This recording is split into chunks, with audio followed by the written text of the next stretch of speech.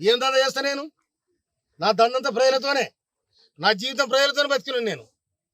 అందుకోసమని నా తాడు డబ్బు లేని నాడు జనము మొన్న ఎన్నికలలో నాకు సందాలు ఇచ్చి గెలిపించుకుని ప్రజలు.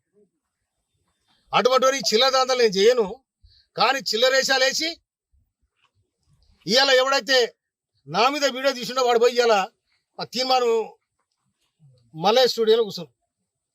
మరి అతను చేపించినాడు అనుకోవాలా, ఎవరు చేపించిన అనుకోవాలా నేను? అందుకోసం దీన్ని చట్టపరంగా ఇవాళ ఒక దళితుడు, ఒక మాదిగ వ్యక్తి రాష్ట్ర ప్రభుత్వంలో ఉండడం ఇష్టం లేదా? బీసీలు అంటారు, ఎస్సీలు అంటారు, ఎస్టీలు అంటారు, సామాజిక న్యాయం.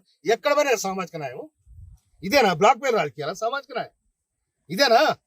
ఇది కాదు కదా. సమాజం ఏమనుకోవాలి? దమ్ముంటే తుంగతుర్తి గడ్డ మీదకి రా, తుంగతుర్తి గడ్డ మీదకి వచ్చి ఇవాళ నేను చేసింది నాకు చెప్పాలి.